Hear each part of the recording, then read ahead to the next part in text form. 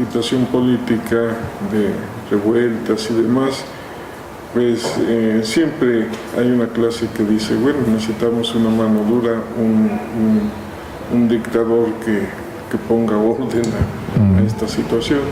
Yo creo que eso tuvo que ver mucho con Santana, ¿no? Pensaron que él era el idóneo para poner orden, pero pues fue un orden a medias. Pero en cierto orden. Ahora, veníamos con una dinámica, entendiendo en 1853 todavía todas las personas que estaban en poder, que estaban en el poder, eran personas que habían nacido en la Nueva España, que habían nacido en una dinámica, en un proceso político altamente autoritario y desde muy lejos, desde la península española. Entonces ahí se estaban ejerciendo una serie de lineamientos que no tenía por qué México ser diferente, ¿no? Fue después cuando hay una intención de democratizar al país, pero antes desde arriba se decía lo que se tiene que hacer y no se discutía, ¿no? Y Santana es el mejor representante, el primero de los representantes autoritarios, ¿no? Sí, pues sí, todavía tuvo la formación colonial, ¿no? Totalmente, y todos esos personajes, ¿no? Pero es en 1850 cuando en el Colegio Nacional de San Gregorio se crea las primeras cátedras, la carrera de agricultura. Sí. Y ya pues posteriormente, dada la agitación política que se va dando, pues van a darse ciertos cambios, ¿no?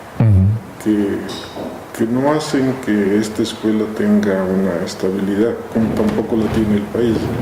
No la tiene definitivamente, y tan difícil se la pasa el Colegio San Gregorio como tan difícil sigue la dinámica en San Jacinto cuando se traslada a la escuela, porque sigue siendo un lugar, una situación del país extremadamente convulsionada. Así es. Sí. Pero es aquí mismo donde también se decreta la Escuela Nacional de Veterinaria, años después, en el 53. Así es. Ahí es donde se van a unificar, digamos, que se van a unir, ¿no? Y tiene lógica, porque tú como país necesitas optimizar recursos.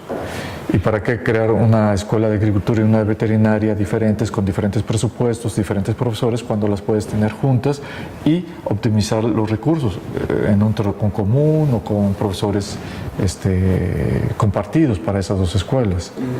Así es. Y es cuando cambia del Colegio Nacional de San Gregorio a Escuela Nacional de Agricultura Veterinaria. Pero siendo el rector José María Arriola, ¿no? Arriola, sí, primero. Sí, el primero, que posteriormente uno de los profesores insignias del colegio, el que daba cátedra de química agrícola, es designado director por aclamación, según se dice, que en esa época toda la comunidad, yo quiero entender académica, se juntaba y levantaban la mano quien estaba a favor de uno o de otro, y por aclamación fue designado Leopoldo Río de la Loza como el primer ya director de la Escuela Nacional de Agricultura y Veterinaria.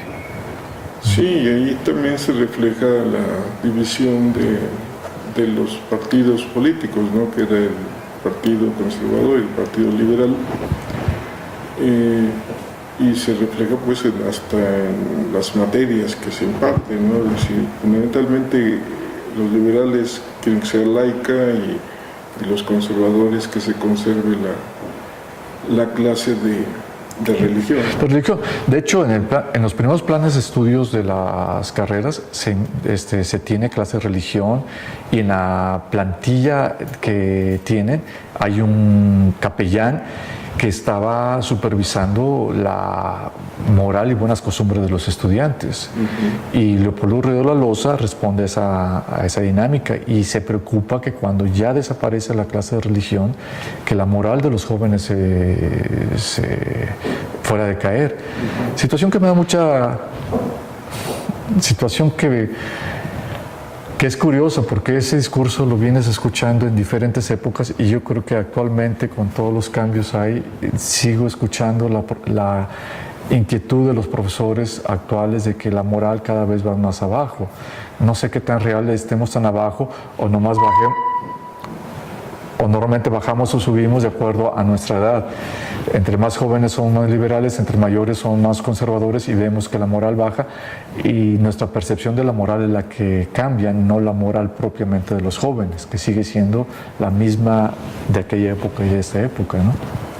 Pues sí, en realidad son varios factores, ¿no? Desde de la educación familiar a la que no tiene familia, o familias separadas. La escuela tiene su función, pero pues yo creo que también es el medio ambiente y en la actualidad, bueno, pues los medios electrónicos son los que también influyen mucho en los jóvenes, ¿no? Entonces son varios factores que tienen que ver con la época. Álvaro, ¿qué me dices por qué el término de escuela nacional?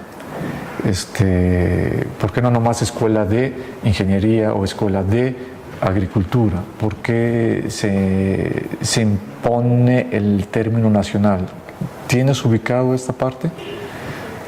Pues yo creo que tiene que ver con, en primer lugar, porque ya son alumnos de diferentes partes de la República y que se van a integrar de diferentes estados también su aportación de una u de otra manera, ¿no? Porque en ciertas épocas, ya posteriormente de estos años, algunos estados aportaban ciertas becas para alumnos de sus estados. Entonces esto yo creo que tiene que ver mucho, ¿no? Sí. Algo extremadamente importante. Nacional. Algo extremadamente importante que tendríamos que entender lo de nacional es el de que la universidad como tal desaparece. Y al ya no existir una universidad que acogía a todos, tenían que crear escuelas que respondieran a la realidad nacional. Entonces, con lo que tú dices de que muchos jóvenes de diferentes estados venían a la única escuela que existía en el país y que acogía a todos, y por eso se le daba el término de Escuela Nacional Preparatoria, Escuela Nacional de Ingenieros, o de Medicina, o de Agricultura y Veterinaria, o de Jurisprudencia, instituciones que acogían a todos los estudiantes de todo el país, cuando algunos de ellos eran becados, y algunos otros yo también creo que también sus familias podían pagar la beca, ¿no? Sí, inclusive hoy, por ejemplo, una escuela preparatoria de la UNAM, de la Universidad Autónoma de México, pues son alumnos de aquí, de la Ciudad de México o de lugares cercanos, pero fundamentalmente de la ciudad. Y en cambio, la preparatoria de Chapingo realmente es una preparatoria nacional, porque tenemos alumnos de diferentes estados. Sí, ya lo creo. Entonces, esa es la situación, ¿no? Aunque su origen ahorita, su origen fue nacional, la Escuela Nacional Preparatoria, aunque ya realmente ya no responde a esa realidad, porque cuando se originó la Escuela Nacional Preparatoria, era la única preparatoria del país. Ahora hay preparatorias en infinidad de municipios de toda la República Nacional, entonces ya no tiene necesidad un joven de Oaxaca venirse a la Ciudad de México para estudiar la preparatoria, que lo puede hacer, pero no es la prioridad porque no tiene esa opción en su región, ¿no? Sí, así es, que inclusive para ingresar a la preparatoria ya por los años 50 todavía la universidad exigía que fuera gente que radicara en la ciudad. Ese era un requisito. No, si no vivías en la ciudad no podías ingresar. No podías ingresar. Sí. Sí, ahora no sabré decirte si eso aplica o no aplica, ¿no? Ya no creo, pero ¿por qué? Por lo que acabas de decir, ya hay preparatorias en toda la República, ¿no? Que es algo muy similar también con las escuelas nacionales. Cuando se crea la Escuela Nacional de Agricultura y Veterinaria, en 1853 es la primera en América y la primera en México. Entonces, cualquier persona que estuviera interesado en estudiar alguna de estas dos carreras, tenían que forzosamente venir acá. Ahora, escuelas de agricultura y escuelas de veterinarias, por lo menos hay una en cada estado de la República, y si no es que hay 2 o 3, Sí. dependiendo el estado, ¿no? Y las necesidades respectivas. Sí, por eso, por ejemplo, los alumnos de los estados del norte ya llegan muy pocos a Chapingo, porque ya hay muchas escuelas por allá, ¿no? Entonces, sí, ya no es única. Cosa que sucede lo mismo exactamente en la Facultad de Medicina Veterinaria y Zootecnia, que es a partir de 1950 cuando empiezan a haber nuevas escuelas, primeramente en Veracruz, Tamaulipas y así consecutivamente, y ahorita realmente jóvenes que quieran venir a estudiar veterinaria tienen que responder a una necesidad muy puntual del joven o familiar, que la familia migre de su lugar de origen a la Ciudad de México. De lo contrario, la mayoría de los jóvenes se quedan en sus estados estudiando su carrera.